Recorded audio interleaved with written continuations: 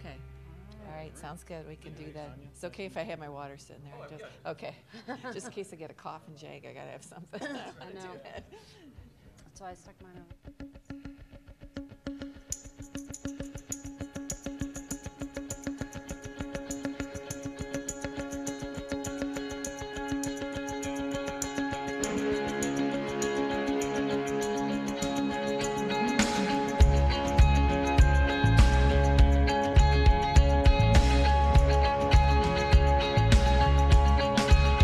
I have climbed highest mountain. I have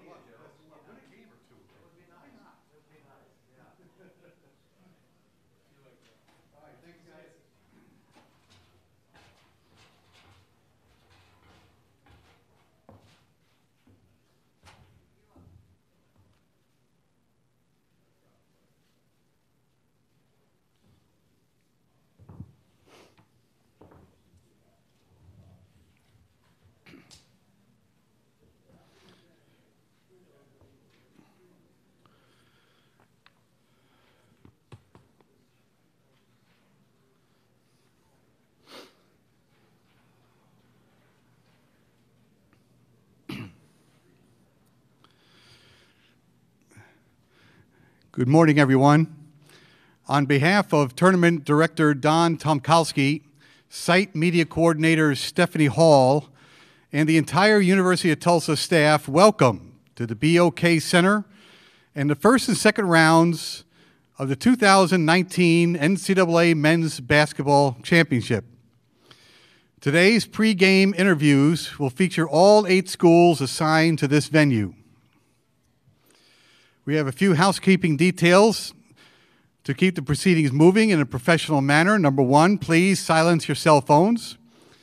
Number 2, very important, each time we introduce a new dais, please identify yourself and your affiliation the first time you ask a question to the head coach or the student athletes. Please wait until one of our 2 mic holders is with you before you ask a question so everyone can hear it. To get into the rotations, get their attention or mine. If you have a follow-up question, remind the mic holder so she stays with you. There is no flash photography allowed, nor recording of any kind, including cell phone and tablet use. Today's sessions are 15 minutes long for each group of student athletes and each head coach. There'll be 15-minute breaks between each school, and all press conferences are transcribed by our friends at ASAP Sports.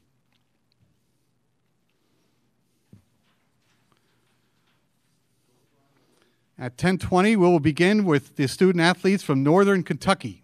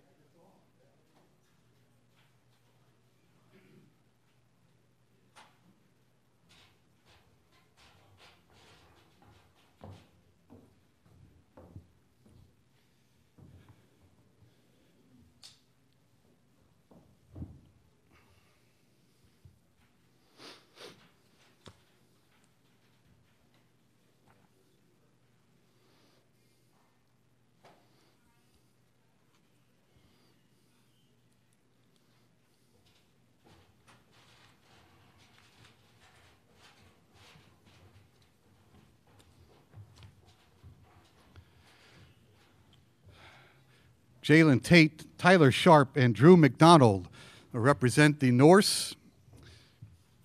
They are the number 14 seed in the West Region. They are the Horizon League co-regular season and tournament champions.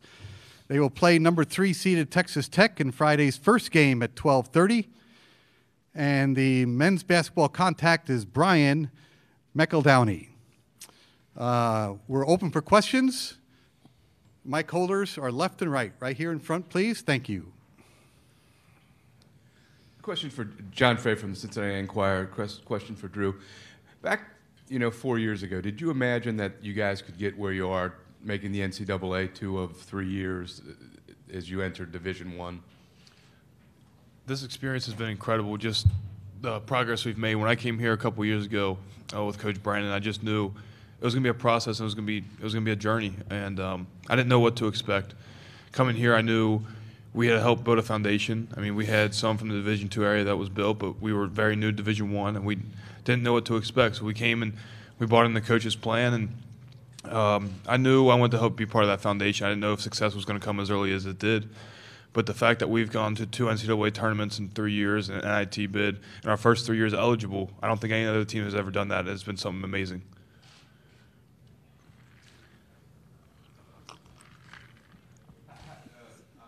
Coach Brandon was the right choice. Is that the key? Did he have a vision to build what he's built?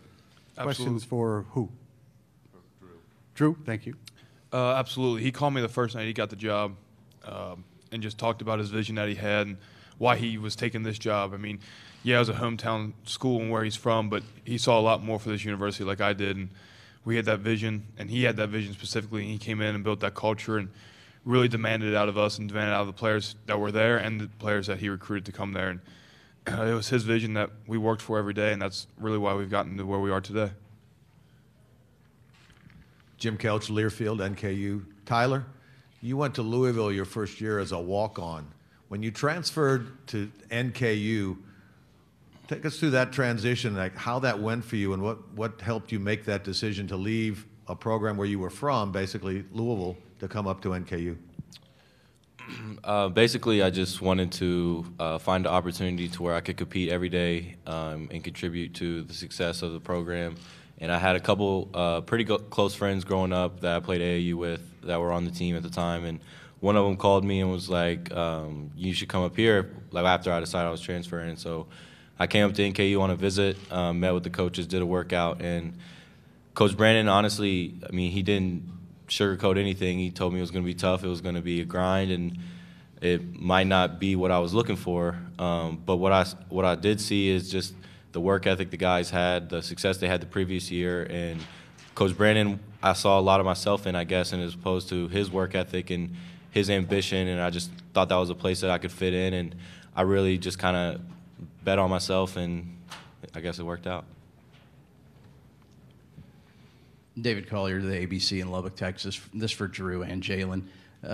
What has stuck out on this Texas Tech basketball team for both of you guys looking at film the last few days? Jalen, you're first, please. They have definitely a great group of guys. You know, they shoot it really well. They have a lot of athletic guys also. What sticks out the most is obviously they're one of the top teams defensively in the country. And that's just been something we focused on, being able to still run our offense and still getting the pace of the game the way we like it. I know they like to slow the game down some, and just staying with that. The coaching staff has definitely put that in front of us, and we definitely put that to work this week during practice. Just piggyback off Jalen said, they're one of the best teams in the country for a reason. Their defense is amazing. They create a lot of turnovers. Offensively, they play really hard. Obviously they have a top 10 pick in the draft. That kind of starts with him, and they got players that play off of them and know their roles very well. They have good spacing and movement on offense, and they shoot the ball. They have a couple shooters that shoot the ball really well.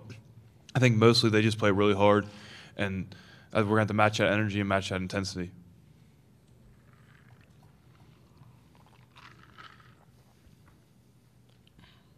This is for Jalen Tate. Jalen, I know you didn't start your career as a point guard. How has that gone for you, and do you think like a point guard now? I feel like I am getting there to thinking like a point guard more every possession. Obviously, it's been a difficult transition moving from the 2 to the 1, but coach has been behind me, and my teammates as well have just been keeping me confident in that and just trying to keep my head up as far as being confident, as far as just taking care of the ball, getting us into offense, keeping pace, stuff like that. So it's been definitely a better experience now more than during the beginning. Carlos Silva from the Lubbock Avalanche Journal newspaper in Lubbock, Texas. This is for Drew and Tyler. Just kind of wanted to get your thoughts as to how you feel the team's playing, especially after winning the conference tournament, how the confidence is for you all right now. Tyler, you're first, please.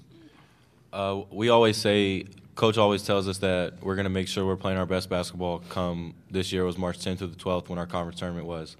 And honestly, it was looking a little vague. We had hit a little bit of a bumpy road in February. I believe we were like 4-4. And so we just had to stick to it, and we were able to regroup. And in the conference tournament, like we always say, we felt like we were playing our best basketball. And so coming into this tournament, we're looking to continue that. Just keep doing what we're doing, working hard every day, and continue to ascend in the right direction. I believe this team's more confident, more connected, and we're playing our best basketball that we ever have right now. And it took some bumps in the road to get there. I mean, but that's every season. That's how college basketball is. I mean, we're going to take bumps in the roads. It just happened that all of ours happened in February, it felt like. But I think we've rebounded from that. I think that really was a positive for this team. And I think it's really gotten our sense of urgency higher, and it's brought us together and brought us more connected. I think you could see that for those that have watched in Detroit the last 2 games we played, March 11th and 12th, especially the championship game. I think that was one of the best games we've played all year. We were just really connected defensively. We were flying around. We were having fun out there as a team. And I feel like this is what this team's capable of. We've had a great week of practice, and I think we're looking to play even better come Friday. Right here on the edge, thank you. Gary Nemec of the Tulsa World. For all three, if you don't mind, playing in a basketball mad state like Kentucky, does that help bring attention to your program when you've got powers like Louisville and Kentucky within the state borders, or do you feel a sense of being overshadowed by those two at times? Jalen, we're going to start with you and then just come to the right, please. I feel there's a sense of a little of both, with there being such a Kentucky mad, when it comes to basketball in the state. It's like it brings out the community to a lot of our games and honestly gives us that support. But there is also a sense with us playing Louisville and Kentucky in the tournament in the last couple of years of just, we're still kind of overshadowed because we didn't perform the way we wanted to in those games per se. But there's still, like I said, a little of both.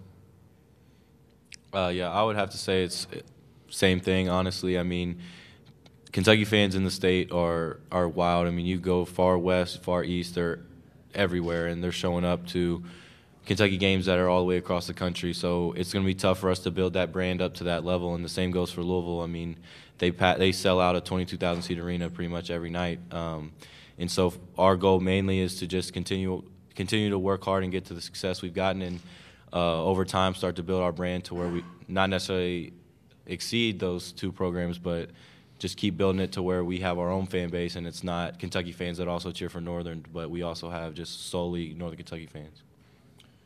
I believe it goes beyond the state as well. I think the region that we're in, just right across from Cincinnati, you got Cincinnati and Xavier less than 10 minutes away. So really you have 5 Division I programs within, an hour and a half of each other. So it's definitely a basketball crazy area. And I think that's helped us in the fact that we've kind of been the Cinderella story. You said the last couple of years we've kind of come from nowhere.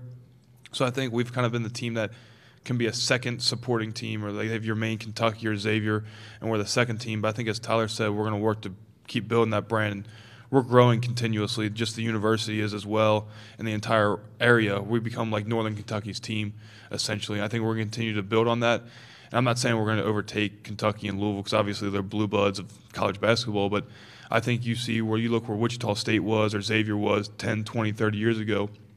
I can't see that we're that much different than that. And just the path that we're on, just the whole university, I can see us definitely being a big-time program in the near future. We are under 5 minutes in this session. Next question is right here. Steve Muller, NKU Learfield, IMG College. This question's for all three of the young men. How do you guys feel that the last 2 postseasons have set up where you're at today? Drew, we're going to start with you and then go that way this time. Experience is always something you like to have. I mean, you can rely on it at times, and I think we have a couple of us, Jalen, Dantes, myself, who have played an NCAA tournament game before, and then most of the team played at Louisville last year in the NIT. And just that experience, that postseason, we get to experience that run of emotions, just playing in a different arena and a neutral site with all the media and the exposure that we get that we're not always used to being a mid-major school. I think that definitely helps. It can't hurt. But I think at the end of the day, Coach and the players have done a great job just taking this another game. I mean, we focus as every game's a championship game for us, and we're just going to take that mentality going forward. But the experience piece, it just never hurts. Kind of piggyback off what he said, I think what we do a good job of is our coaching staff treats every day like we're preparing for a championship. And so we prepare every day as if we were about to go play in the NCAA tournament so that when we get here, it's not a shock and awe feeling. I mean, obviously, like Drew said, we don't have the media exposure every day or every week that you get when you get to level of this, but I think our preparation every day to play for a championship and compete for championships just kind of instills that confidence and allows us to come into these moments and not be shell-shocked.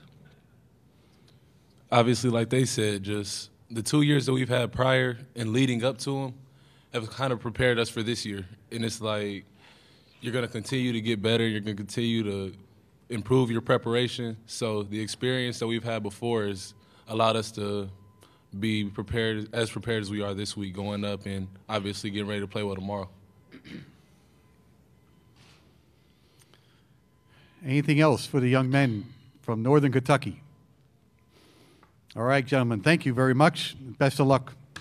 Thank you, guys. Good job. Thank you. Good job. Good luck. Good job.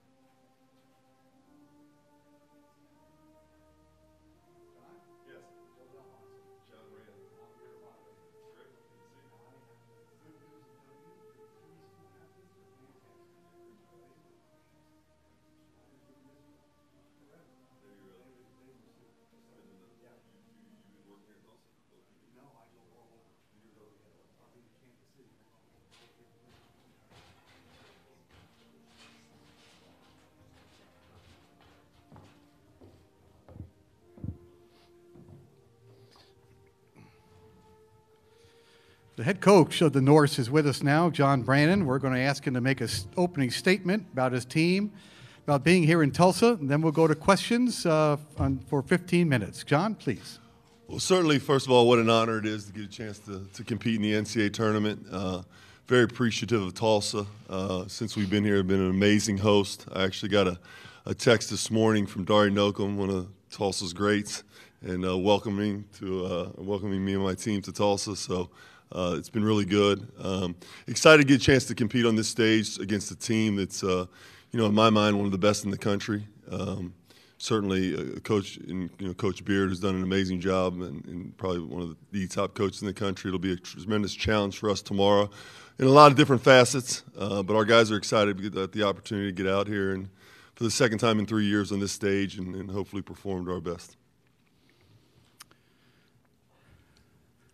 Start right down here in the first row.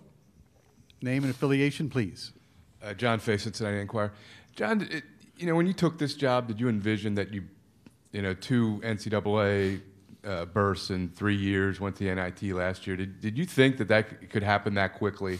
Yeah, I get that question a lot, John. And I always say I didn't put a ceiling on this team and this program. You know, the expectations was we would be sitting here one day. I didn't know it would happen this quick.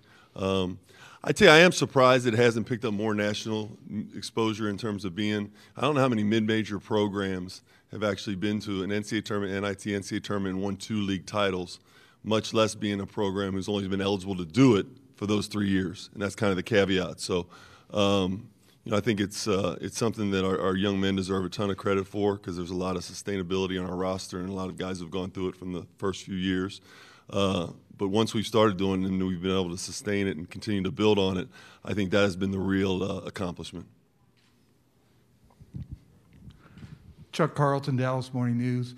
John, what stands out about Jarrett Culver from the film you've seen and the challenges he presents, and does he remind you of anybody you might have seen in the last couple of years? Yeah, Chuck, I think, you know, anytime it's on film, it's different than when you see him in person. His length and his speed and his ability to get where he wants to go in a way. You know, an NBA scout always told me one time, you know, the great ones always look like they got about 30% more to give. That's what he looks like. He always looks like he can turn it on at any time, and that's a sign of an unbelievable talent. The piece that I think that people miss on it, unless you're a coach, is the fact that he does it within their system, defends at a high level, and does all the other little things at a high level, and not just scores like a top 10 draft pick that he is. And I think that's the impressive part. Right back in the back. Thank you. Carlos Silva, Lubbock Avalanche Journal, newspaper in Lubbock, Texas. Coach, just in terms of what you all were able to do, obviously getting on this run, winning the conference tournament, how much did the adversity through the season help you get there, and what's the team's confidence like going into the tournament? I think it's a great question. You know, last year we went 15-3, and there wasn't a whole lot of adversity during the course of the regular season. This year we also won the regular season title at 13-5. But there's more adversity. We were 4-4, and I think we were 4-4, 3-4 at one time in the month of February. I think there was a little bit of a lull in terms of, okay, we've done this before. When's March coming? And I think that adversity helped. We went through some injuries. And I told our guys, I don't think we're sitting here today without that adversity. And we didn't really experience that until the end of the year last year when we were upset in our conference tournament. So, you know, I like where this team's at. I don't think there's a coach that's going to be sitting up here that doesn't say you don't like where your team's at, especially when you're an AQ, you're an automatic qualifier. You have to be playing your best basketball or you wouldn't be here. And I certainly like where our guys are at right now in terms of mentally. Last question for me, I guess, just with what Texas Tech is able to do on the defensive end, I guess, how do you kind of counteract that from an offensive perspective? Yeah, I told my kids, I said, you know, Selection Sunday's like Christmas morning, only I didn't ask to play Texas Tech. You know what I mean? You know, they get to ask what they want their gifts to be. They're an unbelievable defensive team, and it's from a coaching standpoint, it's enjoyable to watch. Now, I'm on the other side of it, and I got to come up with a plan to be able to attack it.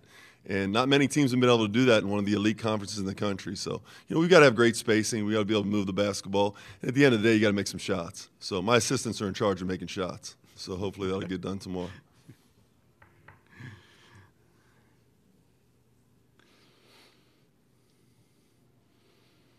Anything else for the head coach of Northern Kentucky? Yes, right there. John, I was just interested in what your message will be to the team. Is it kind of you're playing with house money, or do you expect to win, or what's the mindset when you go into like this sort of 3-14 sort of matchup here? Well, you know, our mindset's always is a 4-team tournament.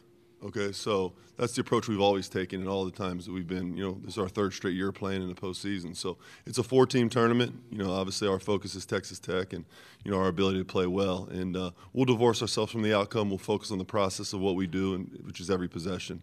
And that's the only way you can do it. And it's coach speak in a lot of ways for the people that aren't inside the eye of the storm. But if you're going to compete at this level, then it's got to be about possession by possession. There may be a few other things I'll say that I won't share with you. Anything else for John? All right. Thank you very much. Best of luck tomorrow. Thank you. Georgia State student athletes will be next at exactly 11:05.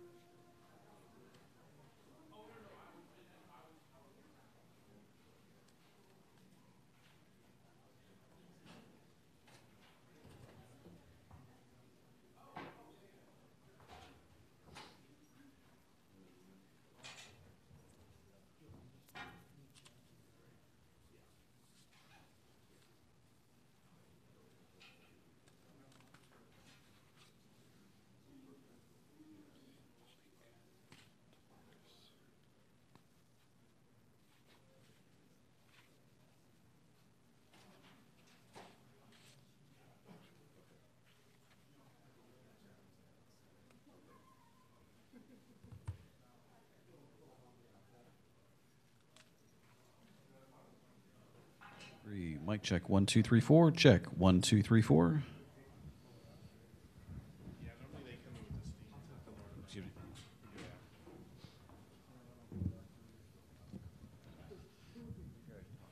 Okay. I just turn your level down. If you want, I can check it now.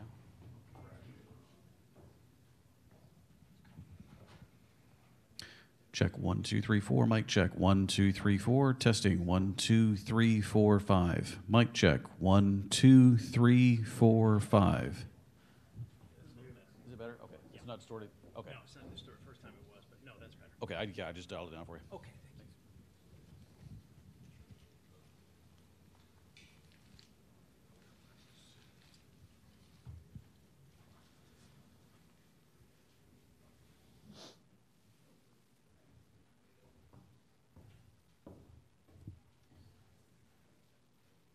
You guys okay? You got these three now?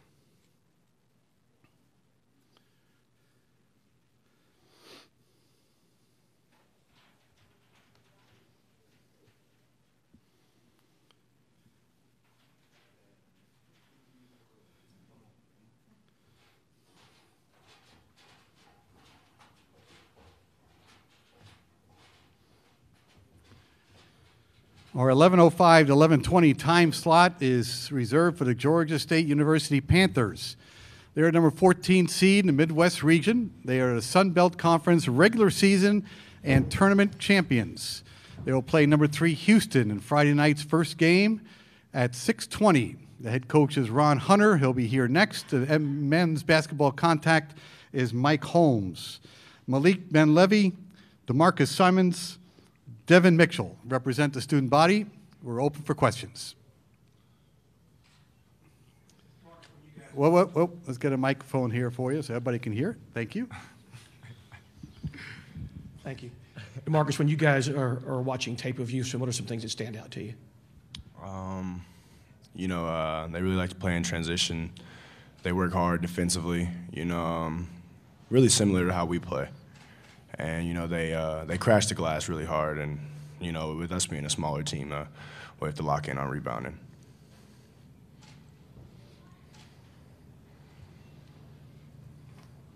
Right here on the end.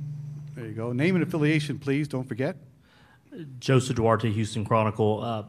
You guys have, whether it's you guys specifically or the team, has been in this position before, been in the tournament. Just curious, when you look at the seeding, you pulled off the exit before the upset. Is that, how does that factor in your mind when you look at people say you're 14 and you're going up against a 3, considering y'all's history that you've been here and done that already? Malik, you'll be first, then DeMarcus, then Devin. To be honest, we don't really care what seed we're in. We're gonna come in and play hard regardless. We feel like we can beat anybody if we playing the defense that we're supposed to play. Piggybacking off of what Malik said, we haven't looked at the seed really. We knew we weren't gonna be over a 10 seed type deal, so we were gonna play somebody that was better.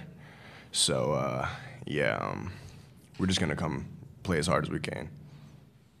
And then, if you look at it, we didn't really make that upset. I don't think anybody on our roster was on that team. So, we're just more locked in on what our team has to do and what we can do to make our moment.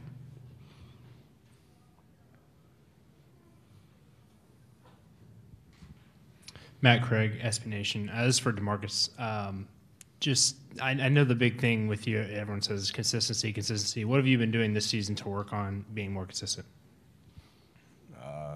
I haven't thought about what anyone said. Just playing, man. At the end of the day, it's basketball, and whoever scores more wins, whoever plays better defense wins.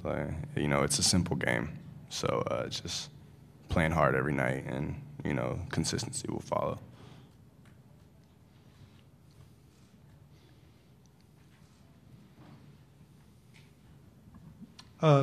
Mark Bradley from the Atlanta Journal and Constitution. This is for Devin. You played Cincinnati last year, obviously, and so you've seen a team that just beat Houston. And you had 2 wins over the SEC in preseason. But was there something about the Kansas State game on the road where you were ahead with like 9 minutes left that maybe made you think this team is again going to do something special? Not only that game, but back in June and July when we started practicing, we just knew we had something different this year. I think we've just been comfortable all year in any situation, and we were battle tested in non-conference, and that Kansas State game, just being in the game with those guys, a defensive team, at a tough place to play in Manhattan, Kansas. We'd all looked at each other like, hey man, we're pretty good, and we can definitely make some noise if we stay locked in, because we feel like that was a game we should have won down the stretch. So just being able to lock in, and I think the biggest thing with us is just being comfortable. Malik, I'm just curious. You guys shoot a lot of threes, and it's a big part of what you do. And then you look at them defensively. I think they're top 10 in a lot of the categories. What do you see from them specifically in how they play defense, and how big of a challenge is that? We know Houston is a very physical team. Like they're gonna be out playing you the whole game. So we feel like we're the best 3-point shooting team in the country. So we gonna find ways to get them up. We got Devin. He's top 20 in 3-point shooting. Jeff Thomas, DeMarcus, me. I mean, we're going to be able to knock something down.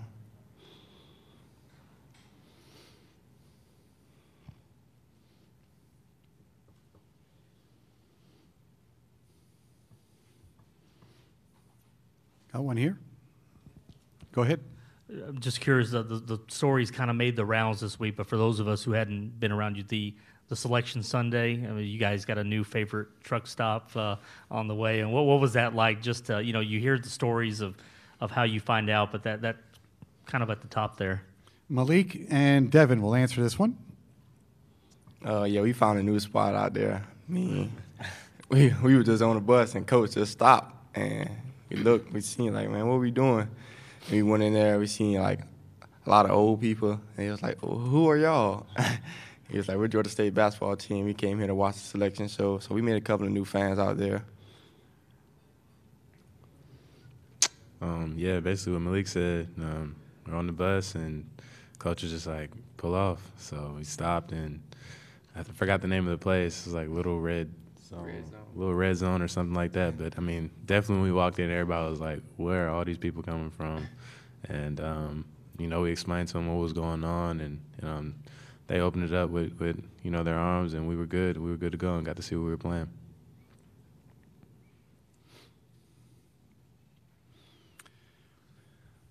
Right in the center, go.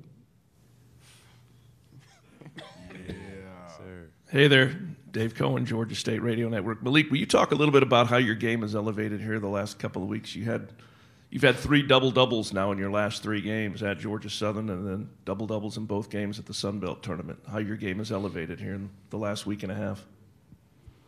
I feel like I'm playing some of my best ball right now. I mean, the guys, they believe in me. So, like, when they see me open, they give me the ball. And I know we're a small team, so, I mean, I go in there, try to get every rebound. Like, I just got to be that dog, and I got my brothers with me, and they believe in me, and I believe in them. So them believe in me, give me more confidence to play harder and play well.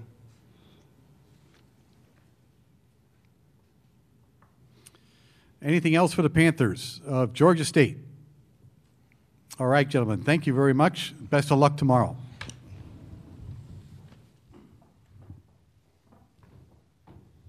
Thanks, guys. Okay, good luck. Good luck. Good luck.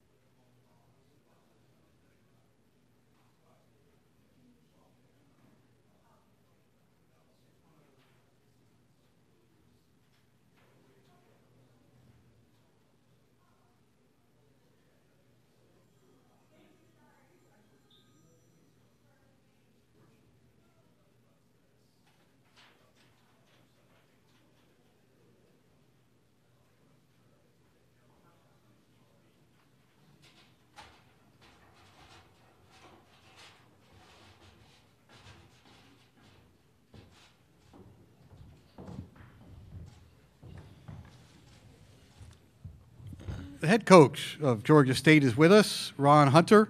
We're going to ask him to make a statement on being here in Tulsa, make a statement about his team in general. Then we'll go to questions. Remember, name and affiliation on your first question. Ron, please. Thank you. Goes without saying, we're excited to be here, and Tulsa's a really nice town. I've spent some time here before when I was the head coach at IUPUI, so I know the city very well. But my team's extremely excited to be here. We've earned the right to be here.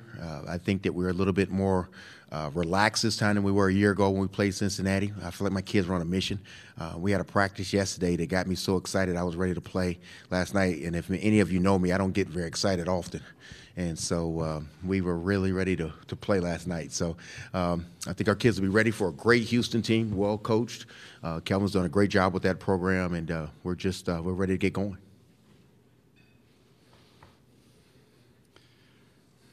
Questions? Right there on the left. Thank you. Matt Craig, SB Nation. I want to know, the thing with DeMarcus Simons is just consistency. What have you guys done to work on him being more consistent this season? Well, DeMarcus has been a better player. His numbers won't look like that, but we've got 5 guys averaging double figures. And I talked to DeMarcus before the season, and I said, if we got an opportunity to go win games in the NCAA tournament, you got to do less scoring, and the other guys got to pick it up. And so last year we played Cincinnati, and I think he outscored our bench, their team, and the whole deal. And so we need to be more balanced, and that's what we were this year. We got 5 guys that shoot 40% better from the three-point line. We are a better team this year than we were last year, and it's because of his sacrifice. So that's how he's gotten better. He's a much better player today than he was this time last year. Joseph Duarte, Houston Chronicle. Houston's defense rebounding, then they have a couple of guys that can just light it up from three-point range. Yeah. When you see that, what are in your opinion the challenges that awaits on both ends? What was your first name? I'm sorry. Joseph. Joseph, we have no shot, buddy. We're just, I don't know why we're coming. I mean, they're good. Actually, you know what? Our kids are good players. Only thing I think Houston definitely has better than us, they've got a much better coach. Their coach is so much better. I don't even know why I'm going to be in this game, man. I'm outmatched. I really am. Kelvin is just, he's like my idol. When I was, I think when I was 10, he was 60 at that time, and so I really look up to Grandpa. So Grandpa he's got a great team. He's been coaching longer. I will ask Grandpa if I should call a timeout. I'll ask Grandpa who I should start. If it's 4 minutes to go in the game and we are winning, I will ask Grandpa if it's okay to finish the game and we can win. Because I don't even know why we're here. But no, they've done a great job. The great thing about it, we feel like we're prepared because we played Cincinnati last year. They're almost identical. Everyone that's going, my top 7 guys were in the same game last year, the same position. And so we know we're playing against a great team. They know they're playing against great players. And again, I'm going to get out coach. I already know that. I told my wife this morning, hey, listen, they're going to talk about me. I'm going to get out coach because Grandpa's on the other side over there. Coach, what specifically from the practice yesterday got you so excited?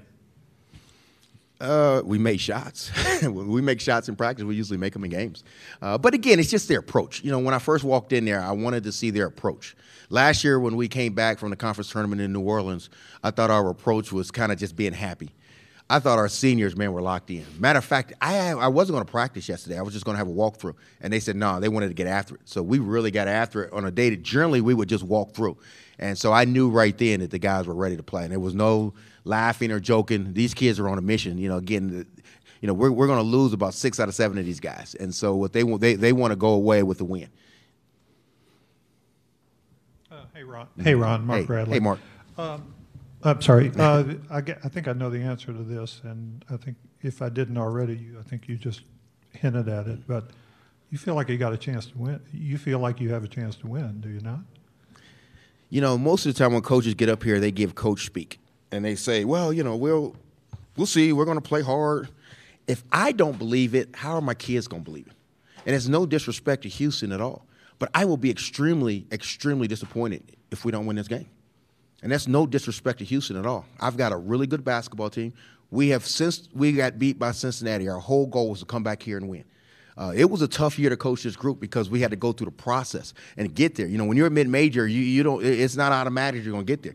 We beat Georgia. We beat Alabama. We beat some good teams on the way. The problem that we had is we got to about January, and they wanted to get right from January to March. Now the kids are here. And so we knew that's one of the reasons why we left for right after New Orleans, and we didn't stay for a selection show. We didn't care who we played. It didn't make a difference who we played. We could have played the Boston Celtics. Our guys, we're on a mission that we want to win this game.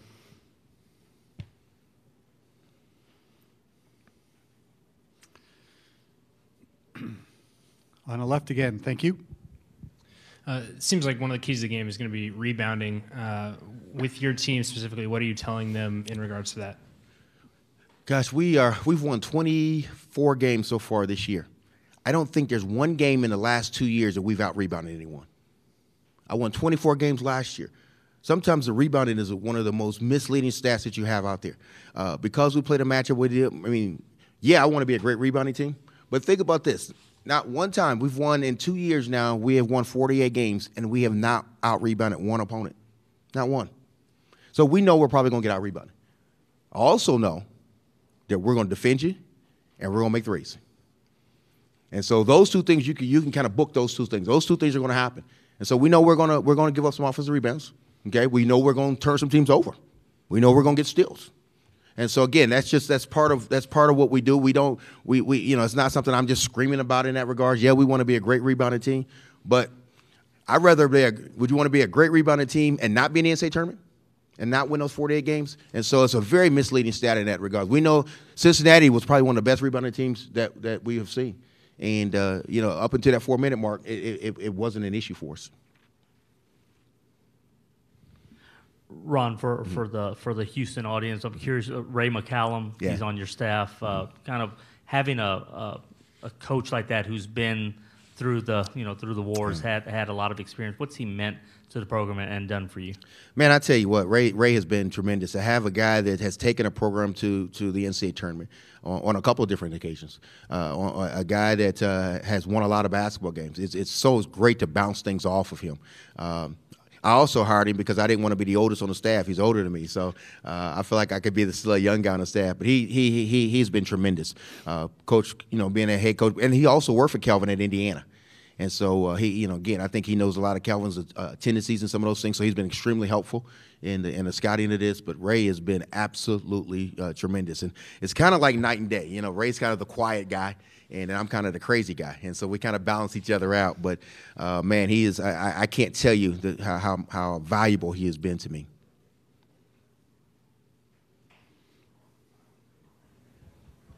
Coach Garen Emig from the Tulsa World, welcome to town. Hey, well, I'm glad to be back.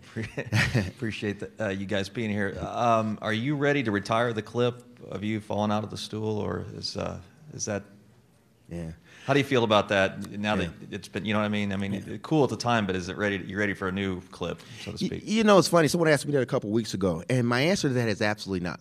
Because what it did is it put a trademark to our program. I'll be honest with you. If that situation didn't happen, I don't know if we're back here. Everywhere we go, that's part of who we are now. It's helped us recruiting. Some would say it helped my son get to the NBA. I don't know. Maybe it did. But again, the whole situation changed the dynamic of Georgia State, and it changed my life, to be honest with you. And so it's not something that I shy away from. I get people to stop me all the time and ask me how my hip is doing, and it wasn't even my hip. So again, even the day when we got off the airplane, the guy said hello. He was a representative from Tulsa. He stopped in and he said, hey, I remember seeing you and your son. And so that's just part of who we are now, and we embrace that. We absolutely embrace that. That's part of our culture. Did the chair make the trip? I wanted it to, but we were taking the band and everybody, and it was either the chair or my athletic director. And I thought long and hard about that one. It was either do my AD go or the chair. And so I thought, well, let's let the AD go. He can go. He's sitting back there now. We let him go, and we left the chair behind.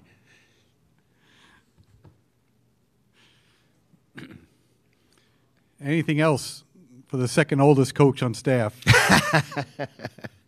All right, Ron. Thank you very much, right, and thanks, best guys. of luck God tomorrow. Bless. All right. right. Good luck. Thank you. See you tomorrow. Thank you. Texas Tech student athletes will be next at 11:50.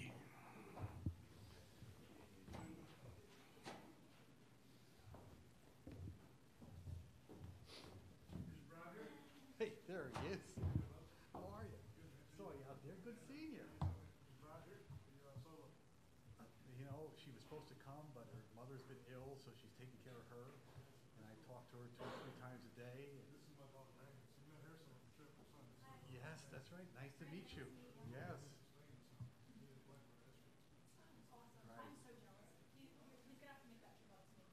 Well, that's right. That's right. It's on record. You do. Oh, that's great. I tell you what, this is true. We're watching the selection show at my mother-in-law's on Sunday, and you know they showed Tulsa coming up, and when Georgia State was announced, I jumped out of the chair like I was in the tournament. I was so happy. All right. Good luck. Enjoy the city. Thank you.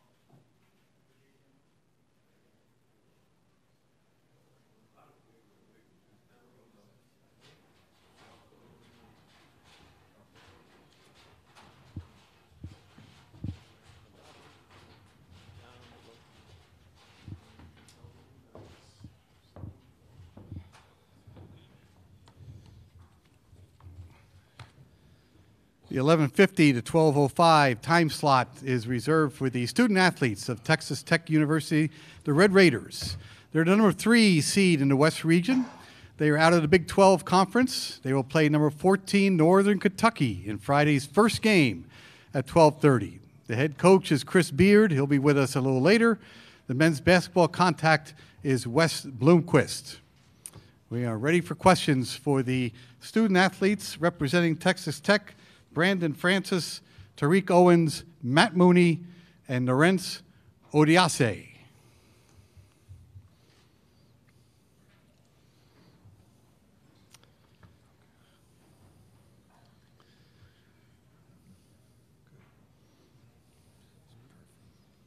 Right here on the right. Thank you.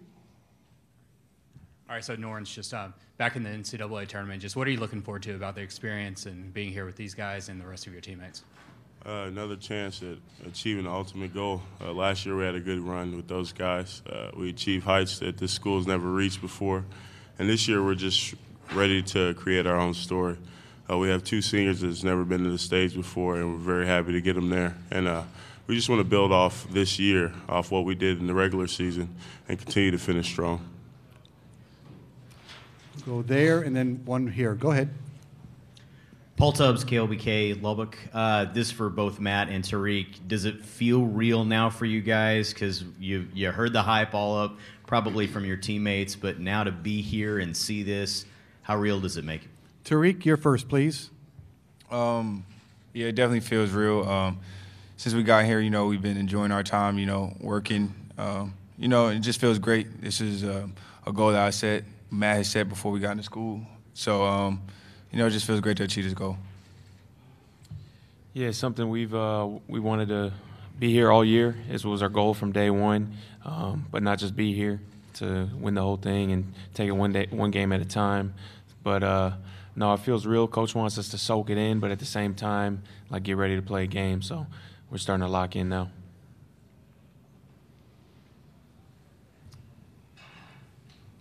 Hi, guys. John Hoover, Sporting News. Can you describe maybe the way, some of the methodology that Coach has used to get Texas Tech away from, kind of a dry period and get them have sustainable success? Question for Matt and also for Tariq. Matt, go ahead first, please. Yeah, I'd say that's probably why I chose Texas Tech, because I saw something in Coach Beard. He's established a culture here of winning, holding everybody accountable. When he was recruiting me, I just knew, this guy, he's going to win. He's going to get it done. He surrounds himself with great people. The staff is amazing, and he recruits great guys that are good team guys. So other than that, he's a tough dude. He demands toughness and defense, and he's a brilliant coach as well. So what I would describe is one of his methods is the process. Everybody from top to bottom, from your first guy to your last guy, everybody's in the gym. Everybody puts in work, and it's constant work every day. That's just the culture of our team. Everybody enjoys the work. Nobody gets tired of it. So, that's just the main thing that brought me here. I enjoy the work. These guys up here with me enjoy the work, and that's what we've been doing all year.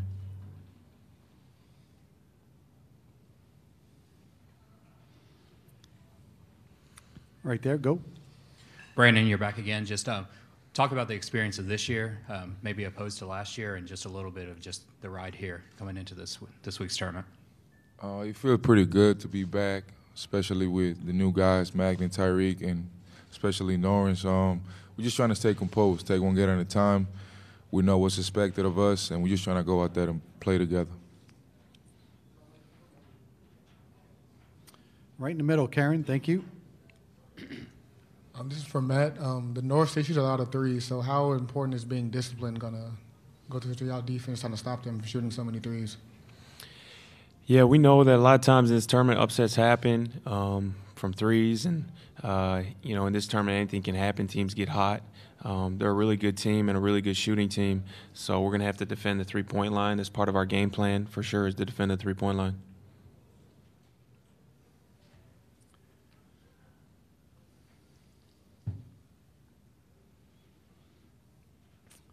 On the edge, thank you. Norrance and Tariq in particular, what kind of role as far as rebounding is this going to play for you guys, having to face a team that does primarily live and die with the three ball, and how important has it been for you guys as far as your preparation for this game? Norrance first, please. Huge. Postseason play, even regular season play, it usually comes down to key in rebounding. Rebounding is a factor in every game. It can win you games, it can lose you games, and we know on this stage we got to secure all the boards. It just helps us achieve our goal of winning this game. So it's been an emphasis all year. We don't change what we do all year now. So just rebounding, we talk about it every day, and it's an emphasis for sure. Yeah, pretty much what No just said. We got to secure boards. We got to box out. Can't give them any second chance opportunities. It's just important. It's something that we've been focusing on all year. So, and a team that shoots primarily threes, it's going to be some long boards. So it's going to take a group effort, not just me and Norrance, but all 5 guys are going to have to get on the glass, guards rebounding down, things like that. So.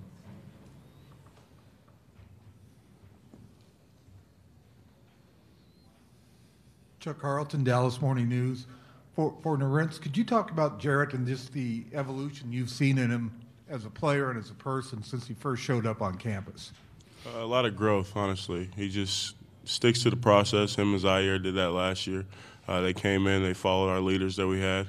They still follow leaders. They still follow from the GAs to the coaches to the staff. He listens. He's a great listener. He just is a team guy, and that's really helped him develop as a player. He's in the gym every day working, and that's just a testament to how he is as a player now. And a quick follow-up on that. When did you have the feeling that he could have that kind of special season? Honestly, we knew last year. We knew last year that he's that type of player. He puts in the work. He's obviously talented.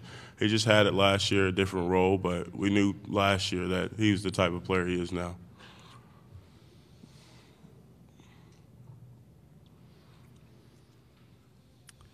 Anything else for the student athletes of Texas Tech? Yes, on the left. Choice Woodman, Double T 97.3. This is for Norrance and Brandon. How does last year's experience in the tournament help prepare you for what you're facing this year? Brandon first, please.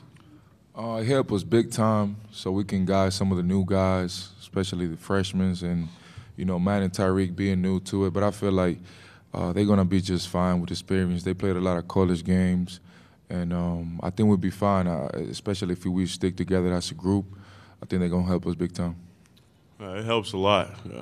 One thing we got to tell them don't let the bright lights get you from who you are. What you did day one in November, the first game, do it again because it's got us to this point. Don't change because the scenery changed, the times changed, the excitement, all these things.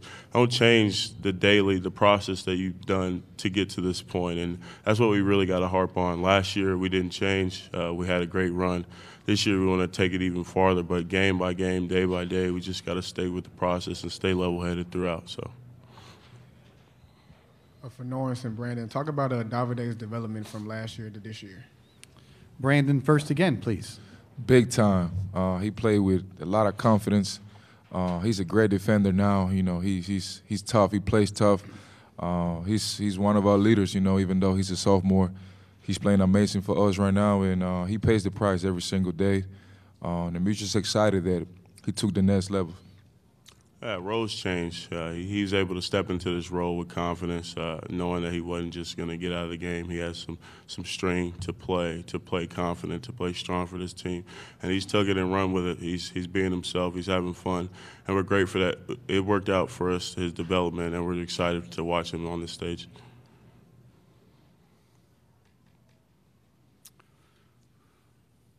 Anything else for the Red Raiders? All right, gentlemen, thank you very much. Best of luck tomorrow. Thank you.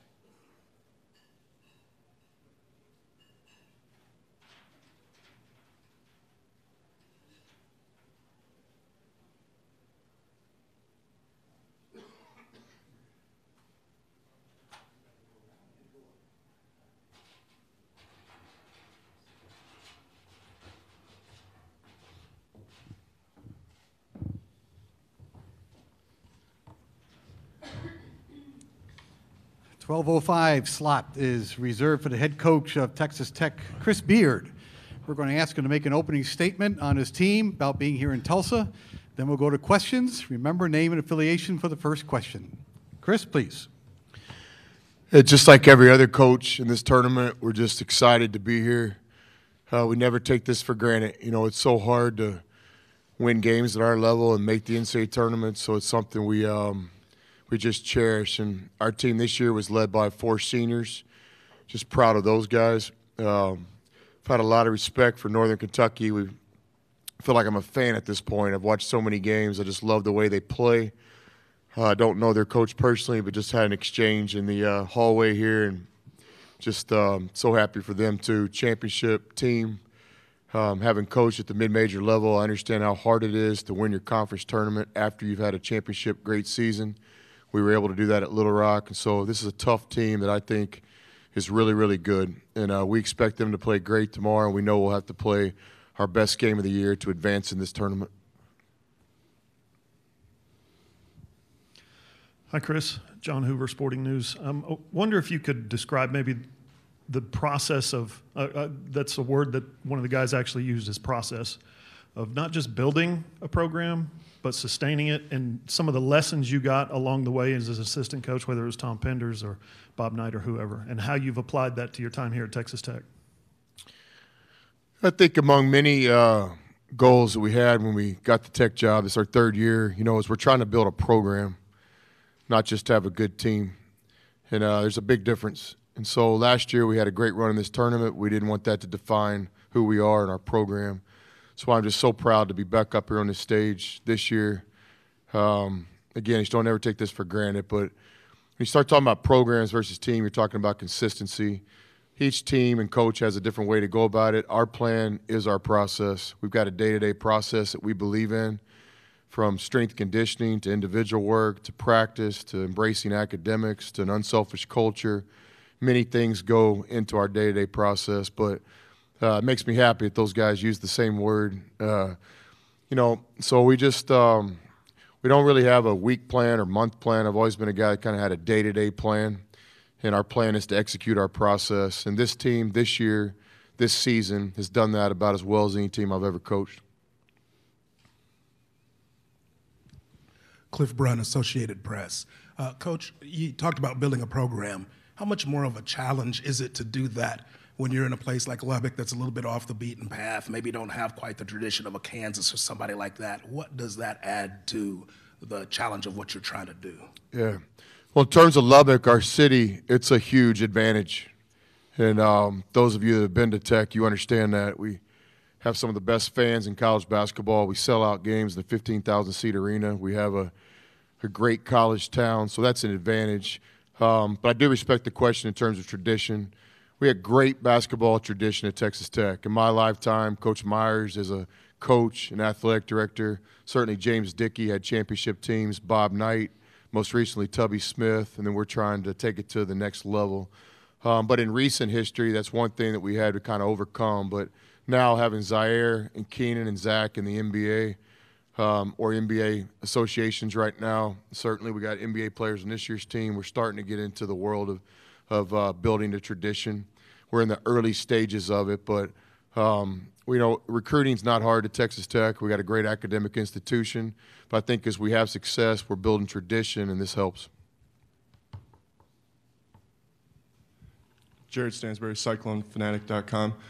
Coach, you've had a chance to see Iowa State, obviously, a couple times this season, and you guys are both here in Tulsa this weekend. What are your thoughts on the Cyclones, and then is there anything about them that makes you think they can maybe make a run here over the next couple of weeks? Coach Prohn's a friend of mine. I love Iowa State, supporting the Big 12, but really my mind's on Northern Kentucky right now.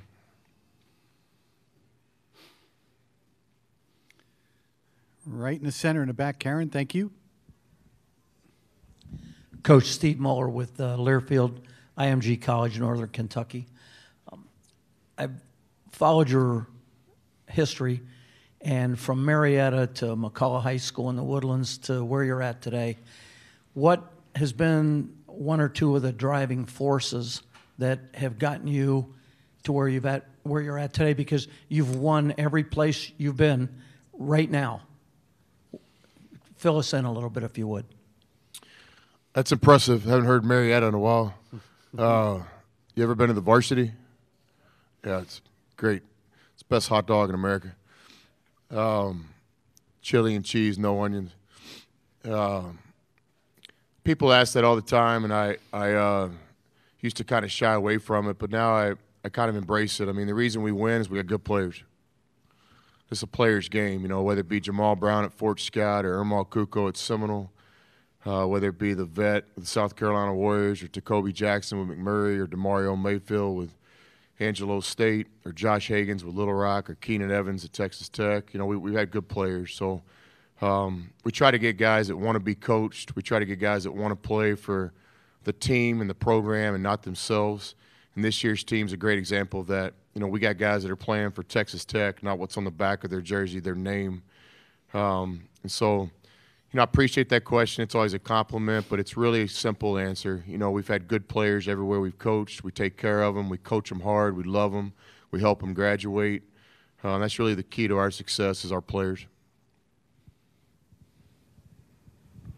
Yeah, Coach Jarrett Culver, one of the best players in college basketball, but there's going to be a lot of people seeing him for the first time. What can folks expect to see when they see him? Yeah, the secret's out. For the longest time, we were kind of under the radar, but simply stated, I think Jarrett's one of the best players in college basketball. You know, how do you go from being a non-top 100 recruit and then 2 years later you're a lottery pick, in my opinion? I did tell him the other day, though, even if the lottery works out, if he wants to come back to Tech, we'll have a spot for him. If we run out of scholarships when he goes through that NBA process, we could still get him to, you know, walk on. He looked at me like I was crazy. Then he smiled. Now, Culver, the whole world sees his talent. Tomorrow night, you'll see his length and his athleticism and his ability to play on both ends. But what the world doesn't know is the work ethic, the character, great teammate. But above all, when I think of Culver, I think of love of the game. You know, I was never a great player myself, but no one loves this game more than me. Nobody. I just grew up loving it, play it, just love basketball. Culver loves it as much as I do, and I've only said that about a few players in my career. Jarrett's a guy, you know, we just had a local practice at a high school before we came over here, and Culver trying to get him to the bus. Let's go, we got to go. He wants to get up 5 more shots. He wants to play the manager one-on-one. He wants to watch 2 more clips on the laptop from his last game. He just loves basketball. He's a student of the game. That's why he's going to be a great pro. You know, I think he's going to be an NBA All-Star one day. People ask why, because when you love something this much, when talent intersects with love of the game, special things happen, and that's what's happened, you know, in Lubbock. Last year, Zaire Smith, same neighborhood, Keenan Evans, but Culver's a guy that loves basketball, loves it.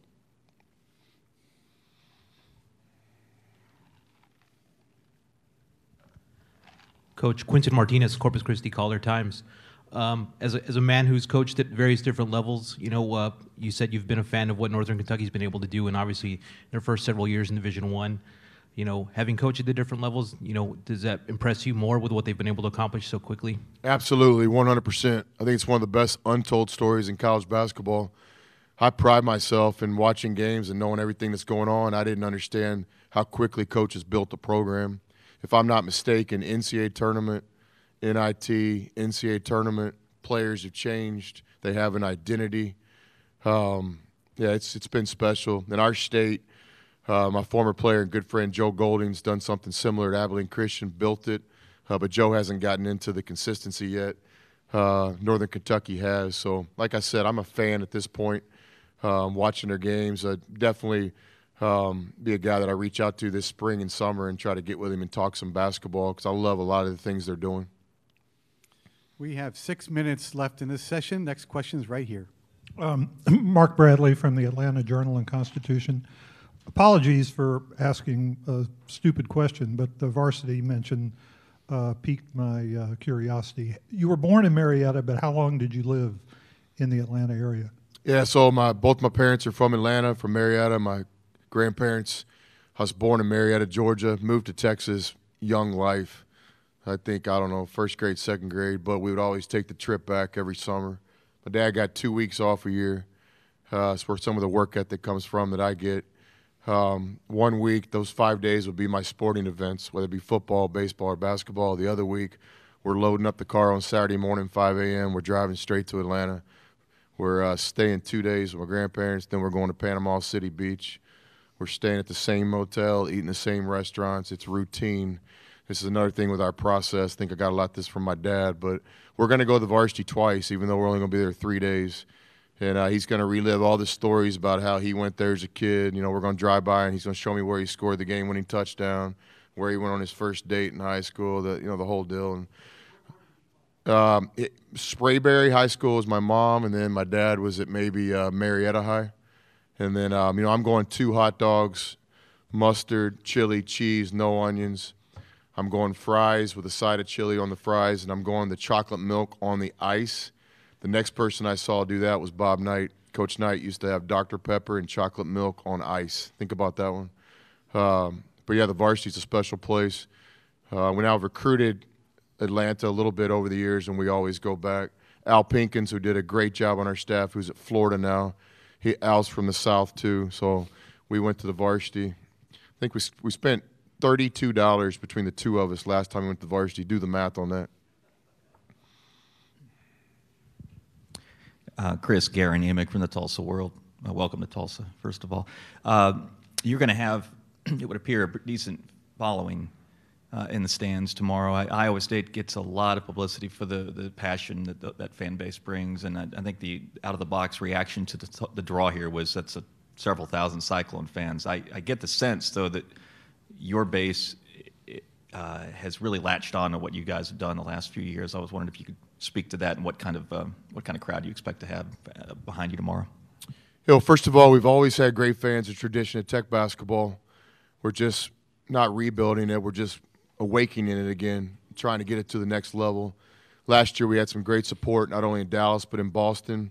I expect the same. I'll call it. We'll have a great showing of Red Raider Nation here. We have a lot of respect for Iowa State. We talk about their program a lot and their fan base. We're striving to get in the same neighborhood they're in, and we're getting very close to doing it. But we've got great fans. You work really hard to have a season like we had with this seed. It's what you're working for. You want the people that supported you all year long to have a chance to watch you in an NCAA tournament. So we're proud to be in Tulsa. I used to coach at Seminole State College. I'm an Oklahoma guy. I love my time here. Got a lot of friends and former players that live in Tulsa. Recruited this city for a long time. So, we're glad to be at the Embassy Suites. We used to stay there back in JUCO because we put 8 guys to a room, 2 to a bed, 2 on the couch, freshmen on the floor. Free beer at happy hour. That was always good for the SID and assistant coaches, not me during the season. After the season, yes. I went to Jamil's Steakhouse last night, top 10 steakhouse, I think, in this part of the country. So we're glad to be in Tulsa. Anybody been to Jamil's? I have. Big time. Oh, yes. Get the prime rib. Yes. Especially at this level, we don't ask for the deal, Like when we were at Seminole, we went to CC's Pizza off of 44. It's $4.99 with drink. We go in there and tell the guy, hey, we can't do it, man. He says, what do you want, coach? I said, $4.99 free drink? Okay. And that's one more thing. Can our bus drivers eat for free? Well, how many bus drivers do you have? I said, 4. So if that same guy is running that CC's off 44, thank you.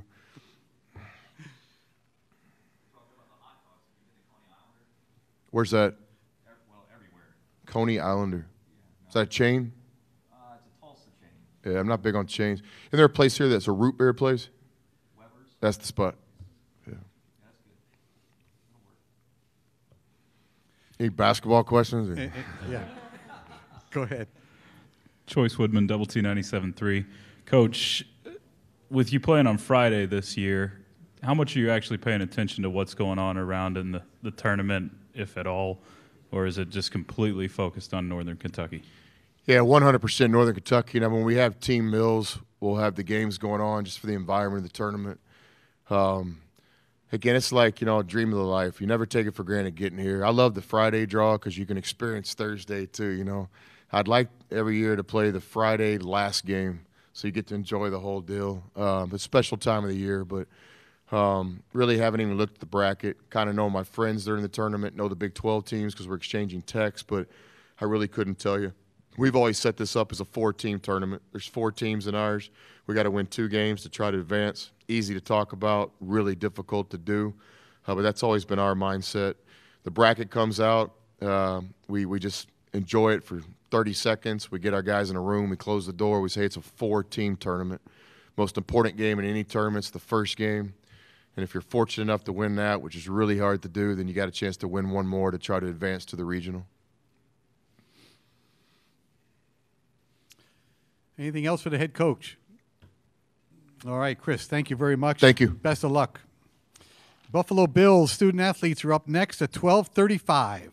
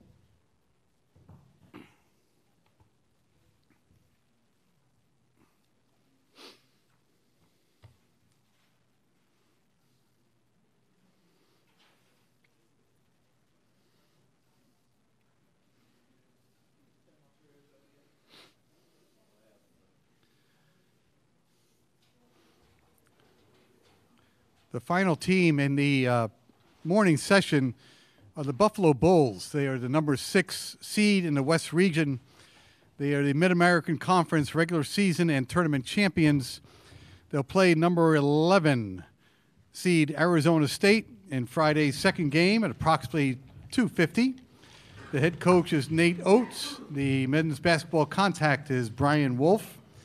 The student body up on the dais with me is Jeremy Harris, C.J. Massenberg, and Nick Perkins. And we'll open up for questions at any time. Start right here in the center. Sorry. Hey guys, this question's really for any of you. Looking at the matchup, obviously the big storyline is Nate Oates going up against Bobby Hurley, but what do you make of this matchup knowing who your opponent is now? Jeremy and CJ for that question, please. It's a big matchup. Not only because Coach Hurley used to coach at Buffalo, and him and Coach Oates are really good friends, and they were assistant and head coach. But it's a big matchup because Arizona State's a really good team, and I feel like we're a really good team, and people are saying that they don't know if we're going to win this game, but we're just going to go out there and give it our all, and we should be good with the results. Like C said, this should be a really good game. We both play really hard. I'm pretty sure Coach Oates is going to be a little bit into it a little bit more, but I mean, it should be all fun, and it's going to be a fun game to watch.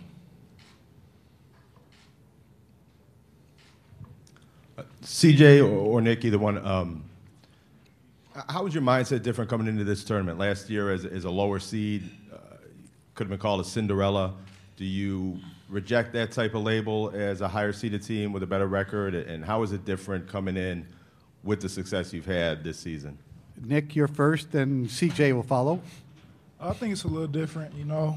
Obviously, we had a really successful regular season, and, you know, we ain't sneaking up on nobody no more. You know, everyone knows who Buffalo is. So I think along those terms is, you know, we got a much, you know, I feel like we're a little better this year, and we just got to give it our A. I would say that it's different for us because we have more experience.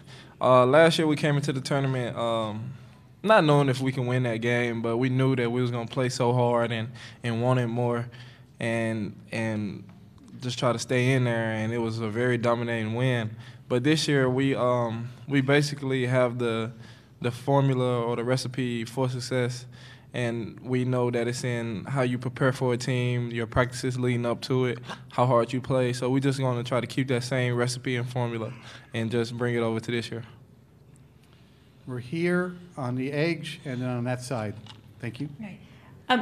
Did any of you watch the Arizona State St. John's game last night? If so, you know, what did you see about Arizona State that really, you know, stood out to you guys? Jeremy, you're first, then Nick. Like I said earlier, they play really hard. They're well coached. They crash the boards real hard, and they got some really talented players. One thing for me that stood out was obviously, you know, them on the old boards and defensive boards. I think they got a good front court.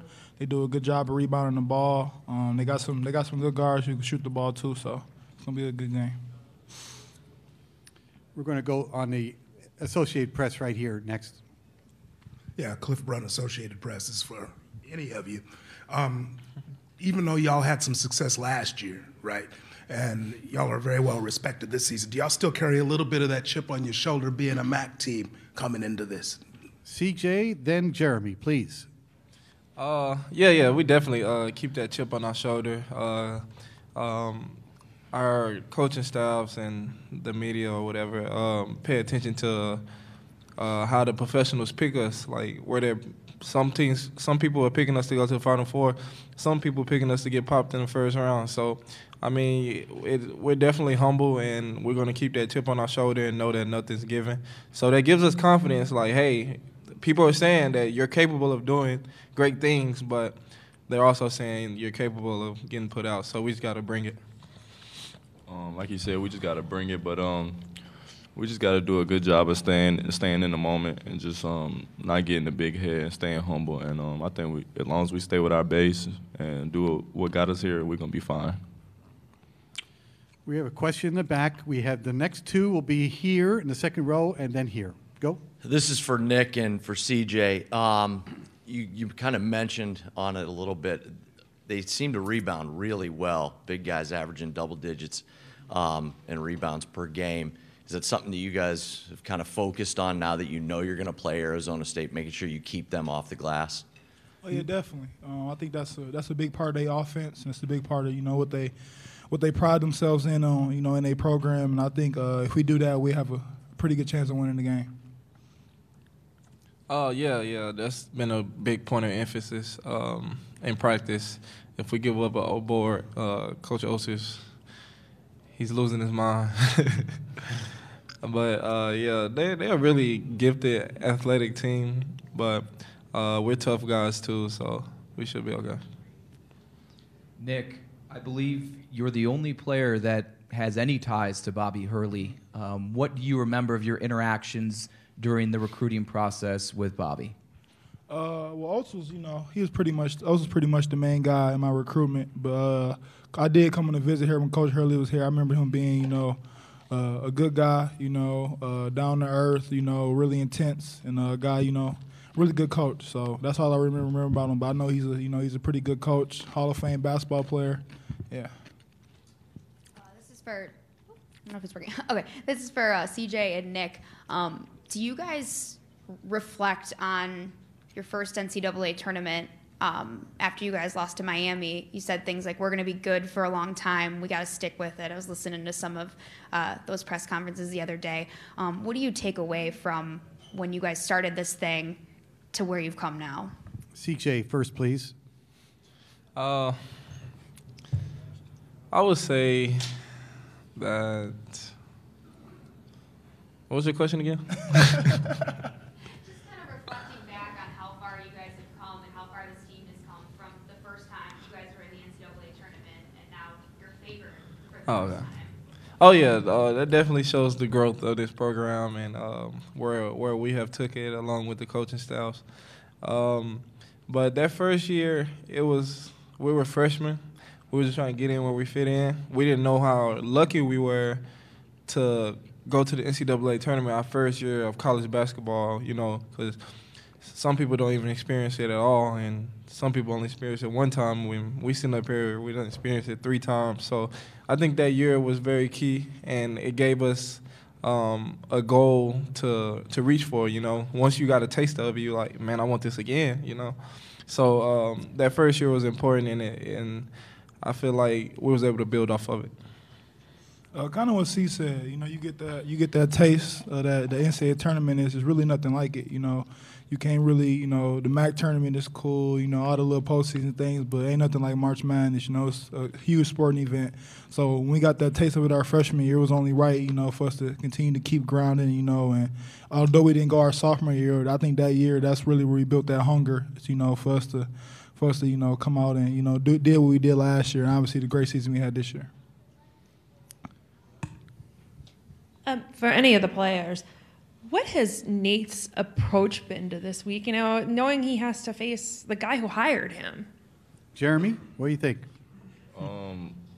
He told us just worry about the game, and he gonna take care of all the questions about Bobby Hurley. And so we just trying to stay locked in and focus on the game and the matchups that we're gonna be doing tomorrow night or evening.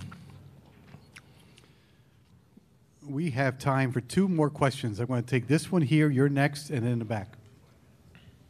For Nick and CJ, when you watch Arizona State, do you see any of yourselves in them, any similarities with style and scheme from the links with the coaching staff? CJ, first, please. Coach Oates and Coach Hurley, they're similar, but they're also different. They got some of the same plays that we have. I will say that they got 1 or 2 the same that we run or whatever. But other than that, it's kind of different. I don't think the Pac-12, like teams in the Pac-12, play as fast as we do.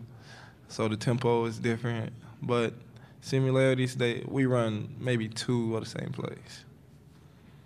Yeah, kind of what CJ said. They got a lot of similarities, but they're really different. they pride themselves on different things. They shoot a lot of long twos. They punch. They got a lot of front court players. They shoot a lot of long, weird little shots and stuff. And I think we if it's on the layup, we shooting threes. So and then when you get out in transition and run, I think that's what it's a little different in the two coaching styles. Final question, go.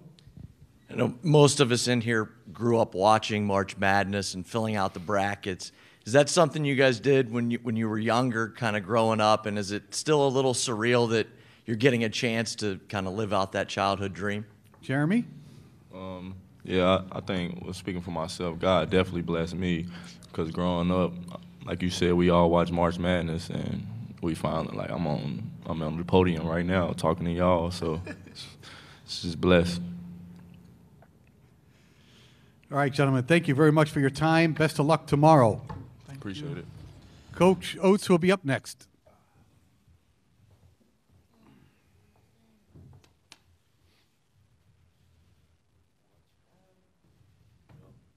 All right, thank you.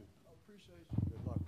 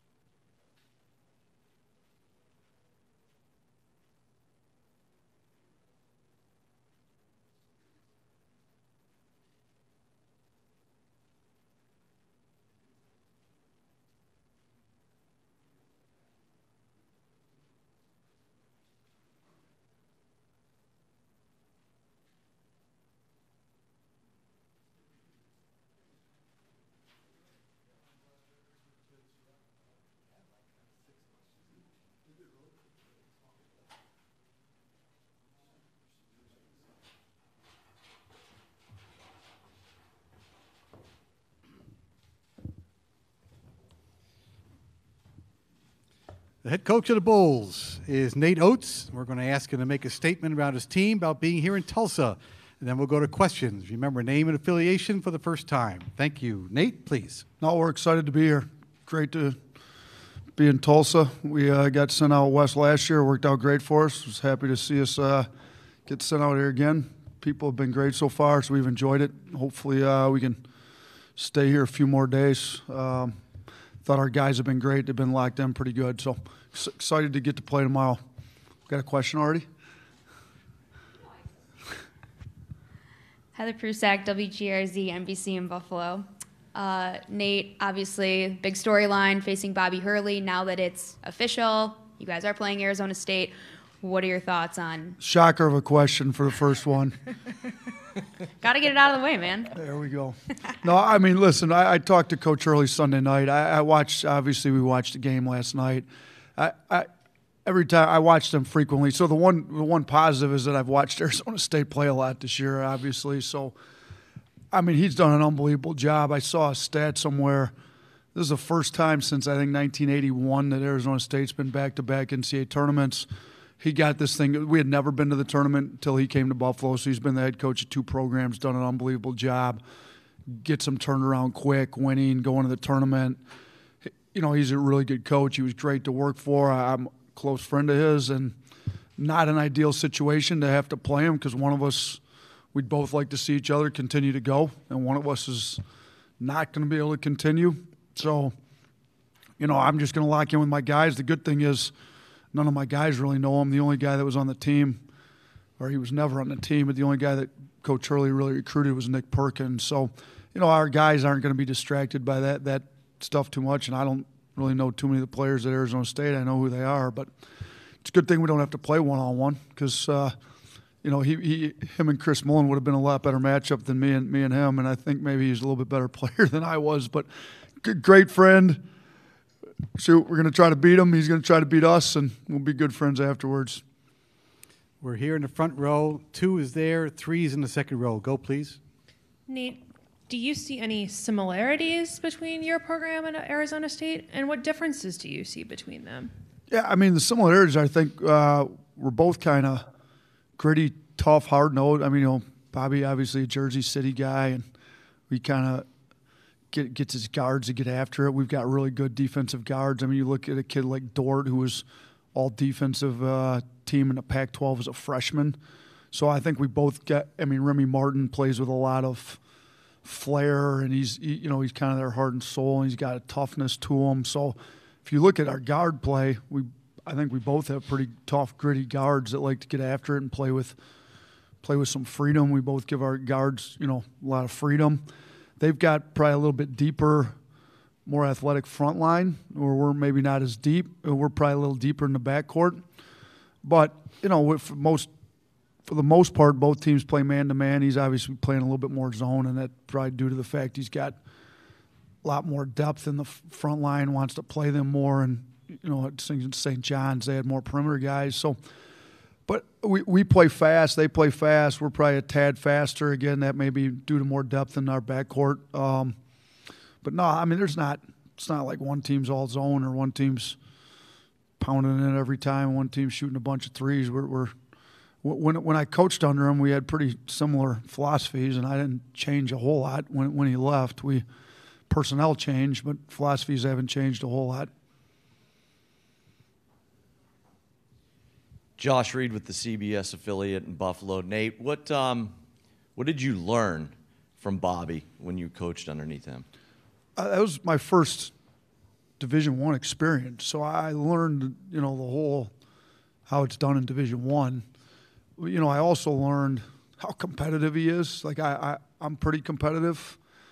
I think a lot of people, especially coaches, think they're competitive. I don't think anybody realizes how competitive the Hurleys are, and that's Danny and Bobby both. And Bobby's a little, you know, I haven't coached under Danny. I'm guessing he's similar, but I mean, he's you know what I learned? I learned why he was such a good player, because when you look at him, he's not taller than me. He's not. I mean, he was athletic back in the day to a point, but you just know after coaching with him, you knew why he was so good, because he just wasn't going to take any losses.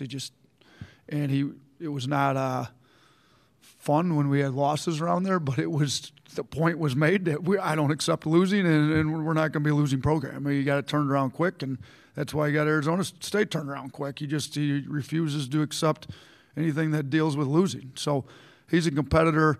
As far as basketball goes, I mean, you obviously talk a lot of different stuff. I learned some point guards. I wasn't really a point guard. He was the best point guard arguably in college basketball history. So, you know, I learned a lot about how he thinks as a point guard and a coach, and I listened a lot as he coached the guards. I became a much better coach for guards and point guards in particular, what you're looking for, what you're looking here, and all that stuff. So that's, if you're talking X and O Y's, that's the biggest thing I probably learned from him.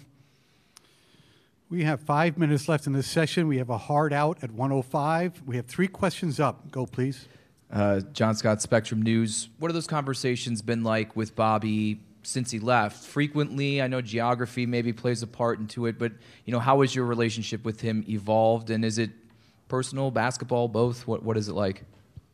Yeah, both. I mean, we obviously follow each other's teams. We talk maybe once a week or so. I shoot him texts after big wins and try to encourage him after losses. I talked to his brother Danny quite a bit too. He's right in the middle of Bobby hiring me, so. And in the summers, Final Fours, we see each other in the summers recruiting. We, if we're at a game together, we'll sit by each other and talk. And, he's great. He's a really good friend. He gave me my shot in this business. I wouldn't be here if it wasn't for him. So, always thankful to him for it. I've tried to help him when I could. He's tried to help me if he could. The kid from Detroit, they've got Rob Edwards, was one of my assistants, was tied in with Rob Well, the former assistants at Romulus. So I try to help him when I can. It's obviously a lot harder with him way out here on the West Coast. I don't know that many ties out here, and he doesn't really need my help. He's doing a great job out here, but we stay in touch for sure. Yeah, Cliff Brunn, Associated Press. My first question, I have a couple of real quick ones, probably. In Buffalo, what are a couple of things that you sell players on in terms of trying to get them to come to Buffalo? The weather, number one.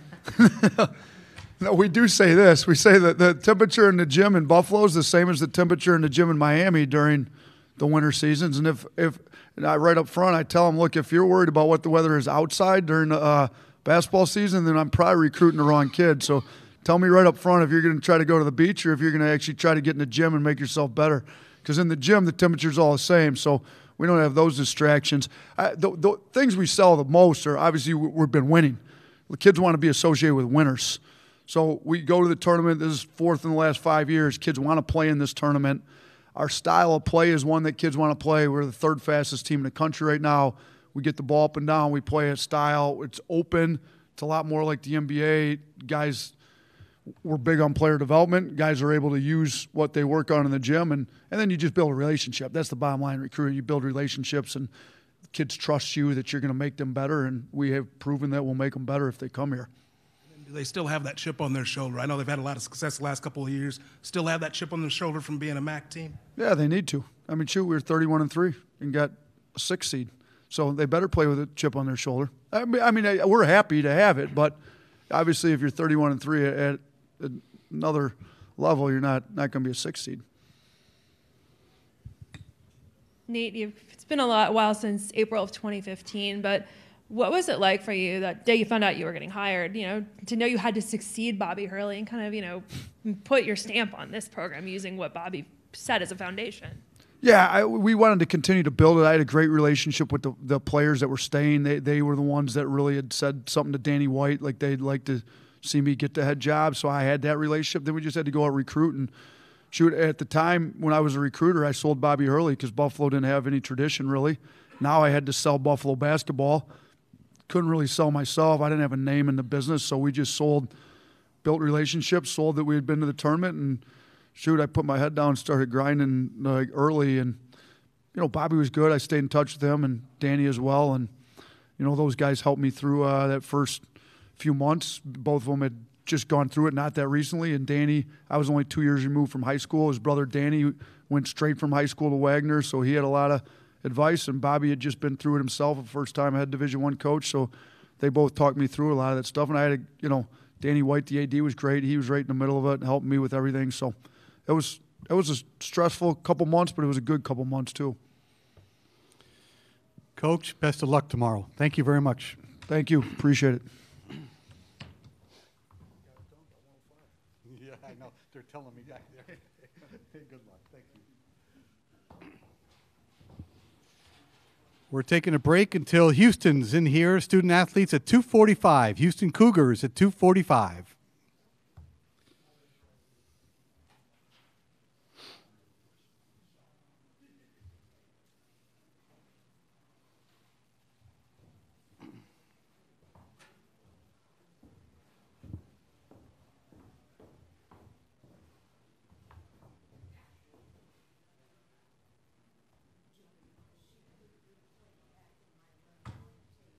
Okay, thank you.